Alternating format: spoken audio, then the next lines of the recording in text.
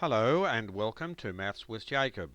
This lesson will focus on multiplying algebraic terms worksheet.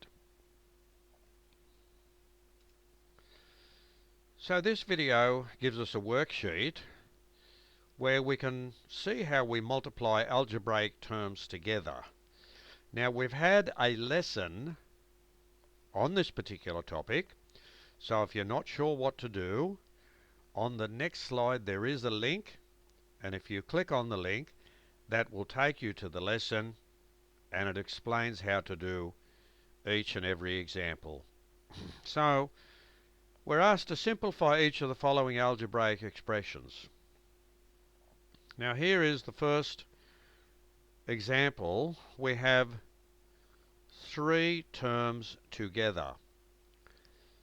Okay, now we saw in the lesson how m squared, for example, can be expanded into m times m. So that's the only hint I'll give you. And it's the same for each of these. So that's how you start off.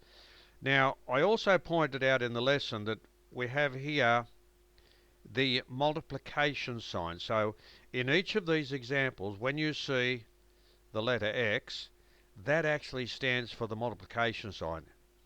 It is not the letter X. For the next example, we saw how to expand each of these terms. So we have three separate terms. We saw how to expand each of them and then how to bring them together to have a single term as an answer at the end. Okay, so look carefully at each of these, and in every example they can all be multiplied together because you don't have to have like terms to be able to multiply terms in algebra. You certainly must have like terms if you want to add or subtract, but for multiplication the terms do not have to be like terms. So that's very important to know that. So just look at each example very carefully. Again, if you're not sure, go to the next slide. It actually contains a link. Click on the link. It goes through the lesson very systematically and it will explain exactly what to do.